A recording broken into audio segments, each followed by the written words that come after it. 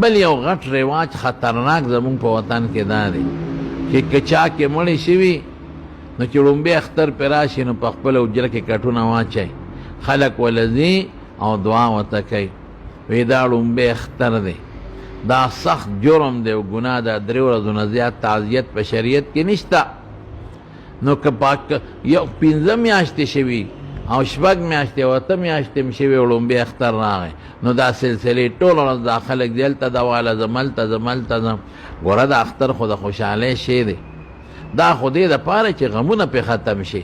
نو مسلمانانو تاسو مړو ته خلکو ته غمونه تازه کوئ، ګناه کوئ. که څوک خفه کېږي خفه دي شي، خو دا ګناه مه کوئ، دا جرم مه کوئ. او خلق غریبانان هغوی څوک ډېرو خلکو مونږ ته ویل یاره څوک چې خلک راشي وي دوا به وکړو، نو کټ به ورته خامخا بالغ سمې. نو یو د مړي په خلکو غم تازه کول دی، هغوی په حرج او په تکلیف کې اچول دی، په هغوی خوشحالي ورسکور کول دی. او بل ځان لم کار کتل دی، په دول ځان له کار زیات کله یو ته او کله بل ته او کله بل ته، ټول ورځ په تعزیتونو پسې ګرځي. دا په شریعت کې بالکل منع لري که په دې څوک خفه کېږي او خوشحالېږي، نو دا کار به قطعا نه کوئ.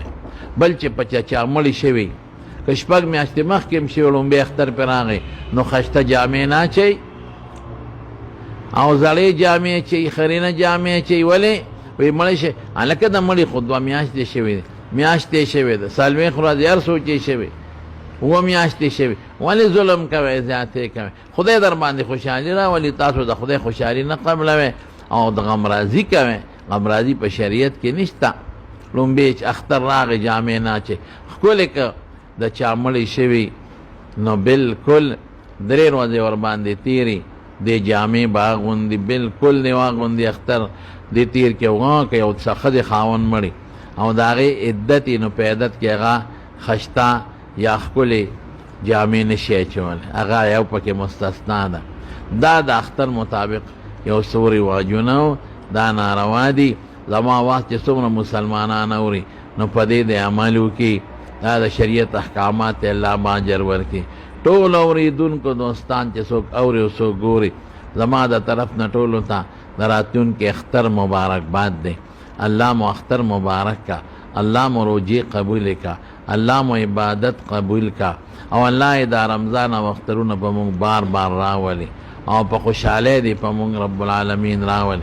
او هغه مسافرونه چې په بار ملکونو کې دي، بالخصوص هغوی ته زما د اختر مبارکي د خپلو بچو نه، ښځو نه، رونو خویندو نه بار مزدورو لتلي دي، هغوی ته هم زما د طرف نه مبارکباد دی. الله دې د تکلیفونو پریشانو نه په امن کې وساتي. آخر دعوانا ان الحمد لله رب العالمين.